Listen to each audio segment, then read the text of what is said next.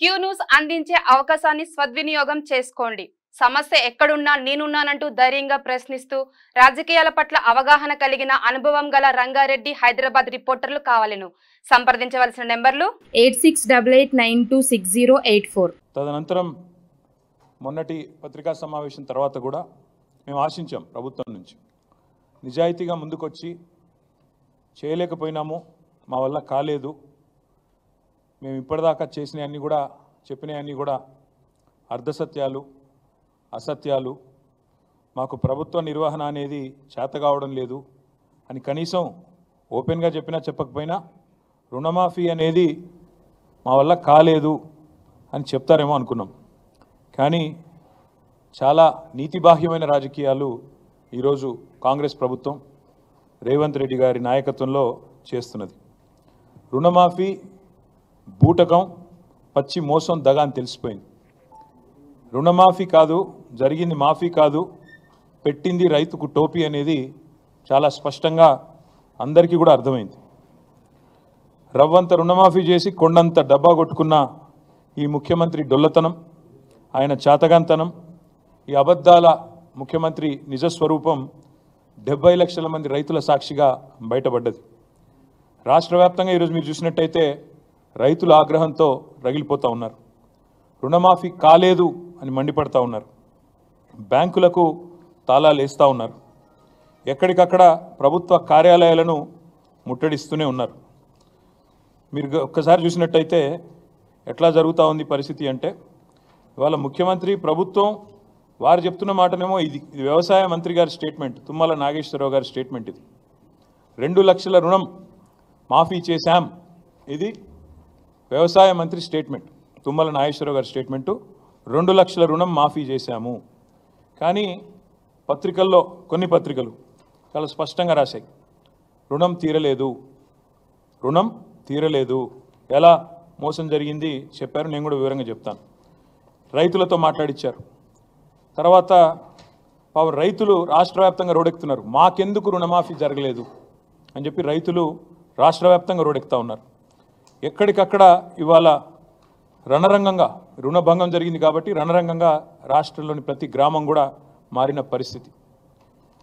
ఇవి మాఫీ మంటలు అనే పేరిట మాఫీ అని చెప్పి మోసం చేస్తున్న వైనం ఏదైతుందో దాని మీద ఒకవైపు, మరొక వైపు ఎక్కడికక్కడ నిరాహార దీక్షలు, ధర్నాలు, నిరసనలు. ఇది ఏ పార్టీ ప్రేరేపించింది కాదు. రైతులు స్వచ్ఛందంగా తమ కడుపు మంటతో ప్రభుత్వ కార్యాలయాల్లోకి, అదేవిధంగా బ్యాంకుల దగ్గర చేరి ఇవాళ ఎక్కడికక్కడ ప్రభుత్వ కార్యాలయాలను కూడా ముట్టడిస్తూ ఉన్నారు. ఇప్పుడు చూడండి, ఇది ఆగని అన్నదాతల నిరసనలు, ఒక ఫుల్ పేజ్ మొత్తంగా ఎక్కడికక్కడ రాష్ట్ర వ్యాప్తంగా రగులుతున్న పరిస్థితి ఇట్లా కనబడుతూ ఉంది. వాస్తవాలు ఇట్లా ఉన్నాయి. 4-5 రోజులుగా ఏ పత్రిక చూసినా, మరి టీవీ చూసినా రుణమాఫీ మీద రగులుతున్న రైతు లోకం, రైతు ఆందోళనలతో అట్టుడుగుతున్న రాష్ట్రం, సీఎం దిష్టిబొమ్మల ఊరేగింపులు, నిరసనలు, ఇవన్నీ కూడా ఒకవైపు కనబడతా ఉన్నాయి. గుండెలు మండి అన్నదాతల ఆందోళన చేస్తుంటే వాళ్ళ పోలీస్ కేసులు పెట్టి, అక్రమ అరెస్టులు పెట్టి చేసి వారిని అణిచివేసే ప్రయత్నం చేస్తూ ఉన్నారు. మీరు ఇది చూడాలా దయచేసి అందరూ కూడా. ఆదిలాబాద్ జిల్లాలో తలమడుగు మండలంలో 13 మంది రైతుల మీద, బజార్ హత్నూర్ మండల్లో 4 రైతుల మీద కేసులు పెట్టడమే కాదు, ఇది ఎఫ్ఐఆర్ కాపీలు, these are the FIR copies. ఈ ఎఫ్ఐఆర్లు పెట్టి, కేసులు పెట్టి వాళ్ళ రైతులను సాయంత్రం దాకా కూర్చోబెట్టి వాళ్ళ మీద జులుం చేసి ఈ రకంగా గంటలు వేధించి అటు ఇబ్బంది పెడుతున్నారు. ఏం సెక్షన్లు పెడుతున్నారు ఈ రైతుల మీద? రుణమాఫీ జరగలేదు అని ఆందోళన చేస్తే 7 సంవత్సరాలు శిక్ష పడే విధంగా సెక్షన్ 126, 2 సంవత్సరాలు శిక్ష పడే విధంగా సెక్షన్ 189, 1 సంవత్సరం శిక్ష పడే విధంగా 223. ఇలా చాలా విచిత్రంగా attack on public servants, civil disobedience, ఈ రకమైన కేసులు రైతుల మీద 7 సంవత్సరాలు శిక్ష పడే విధంగా రైతుల మీద కేసులు పెడతా ఉన్నారు. ఇది వాస్తవం, క్షేత్రస్థాయిలో ఉన్న పరిస్థితి. ముఖ్యమంత్రి గారేమో రుణమాఫీ చేసినాం, పాలాభిషేకాలు చేసుకోండి అని ఆయన ఉదరగొడతా ఉన్నాడు. ఇక ఇంకోవైపు వ్యవసాయ మంత్రి గారు 2 లక్షల రుణం అయిపోయింది, తీర్చేసినాం, ఇప్పుడే చూపెట్టాను మీకు ఆయన స్టేట్మెంటు, అయిపోయింది 2 లక్షల రుణమాఫీ అని ఆయన వ్యవసాయ మంత్రి తుమ్మల నాగేశ్వరరావు గారు. కానీ వాస్తవాలు దాచేస్తే దాగవు. ఇవాళ మంత్రులకు ముఖ్యమంత్రికి ఒక శృతి లేదు, సయోధ్య లేదు, సంయమనం అంతకంటే లేదు. దానికి ఒక చిన్న ఉదాహరణ ఇప్పుడు నేను మీకు చూపెడతాను. ఒకసారి ఆ వీడియో ప్లే చేయాలమ్మా. తిరగకంటే ముందే తెలంగాణ రాష్ట్రంలో ఉన్న లక్షలాది మంది రైతాంగానికి 2 లక్షల రూపాయల రుణమాఫీ, 31,000 కోట్ల రూపాయలను వారికి రుణ విముక్తులను చేసి బ్యాంకుల నుంచి వాళ్లకు స్వేచ్ఛను ప్రసాదించి నా తెలంగాణ రైతాంగం ఈనాడు తెలంగాణ రాష్ట్రంలో రుణ విముక్తులై స్వేచ్ఛా వాయువులు పీల్చుకునే విధంగా ఈనాడు కాంగ్రెస్ పార్టీ నిర్ణయం తీసుకున్నది. మిత్రులారా, కొన్ని ఏదైతే సాంకేతిక కారణాల వల్ల రుణమాఫీ జరగలేదు, వాళ్ళకి 100% మేము రుణమాఫీ 2 లక్షల రూపాయల వరకు చేస్తామని చెప్పి మనం హామీ ఇస్తున్నాం. మీ అకౌంట్లలో మీ పేర్లలో వివిధ కారణాల చేత అర్హులైన రైతులకి తప్పకుండా మిగిలిన 12,000 కోట్లను కూడా మీ ఖాతాలకి రాబోయే రోజుల్లో ఈ ప్రభుత్వం చిత్తశుద్ధితో ఇవ్వటానికి ఉన్నది అని కూడా మరొక్కసారి మీకు గుర్తు చేస్తున్నాను. బట్ హిస్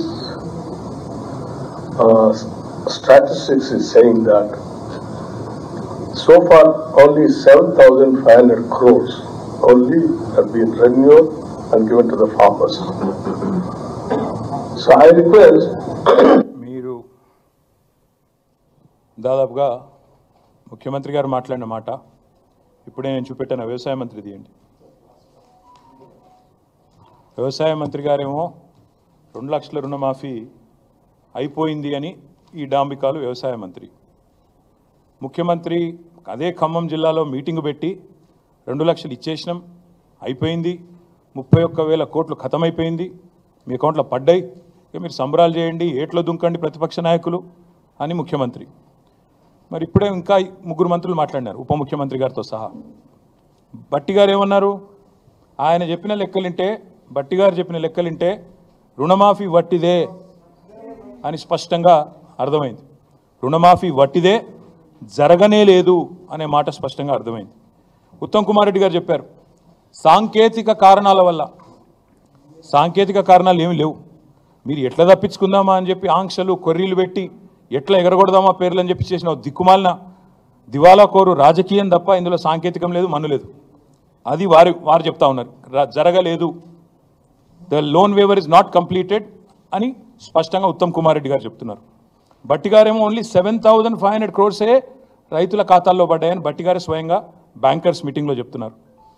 పొంగులేటి శ్రీనివాసరెడ్డి గారు చెప్తున్నారు ఇంకా కాలేదు, 12,000 కోట్లు ఇవ్వాల్సి ఉంది, ఇస్తాము, ఎప్పటిలోపల ఇస్తామో ఆయనకు కూడా తెలియదు, ఏం తెలియదు, కానీ ఇస్తాము అని ఆయన ఉదరగొట్టడం. అసలు ఈ ప్రభుత్వం నడిపే వాళ్ళకి రుణమాఫీ విషయంలో స్పష్టత ఉందా లేదా? ఇచ్చింది, ఒప్పుకుంది ఎంత అనే విషయం అసలు వీళ్ళకి తెలుసా తెలియదా? ఎందుకంటే చూస్తుంటే చీఫ్ మినిస్టర్, ఆయన డిప్యూటీ చీఫ్ మినిస్టర్, ఆయన కింద ఉండే మంత్రులు ఒకరికొకరికి సయోధ్య కానీ శృతి కానీ ఉన్నట్టు లేదు, ఇది స్పష్టం. మొత్తంగా వీళ్ళందరి డొల్ల మాటలు వింటే అర్థమైంది ఏంటంటే రుణమాఫీ సగం కాదు పావులా కూడా కాలేదు, కానీ మోసం మాత్రం పూర్తిగా జరిగింది, రైతులకు వంచన మాత్రం 100% జరిగింది. మాఫీ 20%, 30%, ధోకా 100%. ఇందులో ఏం డౌటే లేదు. ఇవాళ మళ్ళొక్కసారి వీళ్ళ దివాలాకోరు మాటలతో తేలిపోయింది. పెద్ద పెద్ద ఓటింగ్లు పెట్టారు ఊరంతా, రైతు స్వరాజ్యం అంటూ ఫ్రంట్ పేజీలో యాడ్స్, పెద్ద పెద్ద హోర్డింగులు. ఇది రైతు స్వరాజ్యం కాదు, రైతును ఏడిపిస్తున్న రాజ్యం, రైతును మోసం చేస్తున్న రాజ్యం అని మేము అంటా ఉన్నాం. అందుకే ఈ ముఖ్యమంత్రి, ఈయన మంత్రివర్గ సహచరులు, ఈయన ప్రభుత్వం చేస్తున్న మోసానికి వ్యతిరేకంగా రేపు బీఆర్ఎస్ పార్టీ ఆధ్వర్యంలో అన్ని మండల కేంద్రాలలో రేపు రైతులను కూడగట్టుకొని మా పార్టీ కార్యకర్తలు మేమందరం కూడా ధర్నాలకు పిలుపునిచ్చినాం. నేను ముందుగా ఈ ధర్నాకి పోయే ముందు మా నాయకులకు నేను విజ్ఞప్తి చేస్తా ఉన్నాను, మీరు నిరసనలకు శ్రీకారం చుట్టే ముందు నిన్న ముఖ్యమంత్రి మాట్లాడిన చిల్లర మాటలు, ఆయన అవాకులు చెవాకులు కారు కూతలు ఏదైతే దిగజారిన బజారు భాష వాడిండో తెలంగాణ తల్లిని ఉద్దేశించి తెలంగాణ తల్లి విగ్రహం పెట్టాలని మనం అడిగితే ఆయన ఏదైతే ఒక బజారు భాష వాడినాడో దానికి నిరసనగా రేపు ఎక్కడికక్కడ మీరు ధర్నాకి ఉపక్రమించే ముందు తెలంగాణ తల్లి విగ్రహం ఉంటే ఆ విగ్రహానికి పాలాభిషేకం చేయండి, నిరసనలో కూర్చోండి. ఒకవేళ అక్కడ విగ్రహం లేకపోతే మీ మండల కేంద్రాల్లో తప్పకుండా ఒక ఫ్లెక్సీ అన్న పెట్టి తెలంగాణ తల్లిది ఆ తల్లికి పాలాభిషేకం చేసి ఈ మూర్ఖుడిని క్షమించమని కోరి దయచేసి నిరసనలకు ఉపక్రమించమని చెప్పి మా నాయకులకు మా కార్యకర్తలకు నేను విజ్ఞప్తి చేస్తా ఉన్నా. మా డిమాండ్ ఒకటే, ఈ డ్రామాలు నడవవు. ఇదేదైతే మాటల గారడితో ఈరోజు రైతులను మోసం చేసే ప్రయత్నం చేస్తూ ఉన్నారో ఇది నడవదు. బీఆర్ఎస్ ఉన్నంత కాలం మేము భారత రాష్ట్ర సమితి మాత్రమే కాదు, భారత రైతు సమితి కూడా తప్పకుండా రైతుల పక్షాన మేము తప్పకుండా ఒకటే డిమాండ్ పెడతా ఉన్నాం. ఏ ఆంక్షలు లేకుండా రుణమాఫీ చేయాలి. అది ఎప్పటి లోపల చేస్తారో డేట్ కూడా చెప్పాలి. ఎందుకంటే ఇప్పటికే 2 సార్లు తప్పిన మీరు. డిసెంబర్ 9 అన్నారు, మాట తప్పారు. 15 ఆగస్టు అన్నారు, మాట తప్పారు.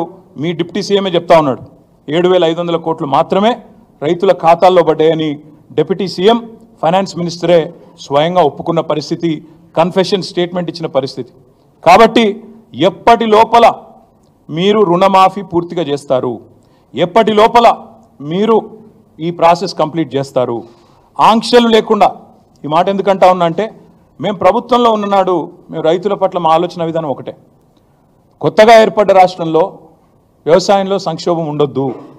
తెలంగాణ రైతులు దశాబ్దాల పాటు కోరుకున్నది తెలంగాణ వస్తే మా బతుకు బాగుపడుతుందని కోరుకున్నారు.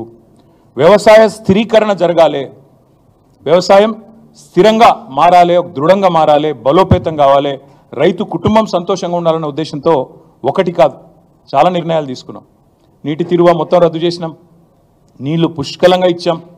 అది చెరువులు కావచ్చు, చెక్ డ్యామ్లు కావచ్చు, చిన్న చిన్న కుంటలు కావచ్చు, భూగర్భ జలాలను పైకి తెచ్చే ప్రయత్నం కావచ్చు, మేజర్ రిజర్వాయర్లు కావచ్చు, మేజర్ ప్రాజెక్టులు కావచ్చు, సమాంతరంగా ఏకకాలంలో ఇట్లాంటి కార్యక్రమాలు చేశాం. రైతుకు పెట్టుబడి ఇచ్చినాం.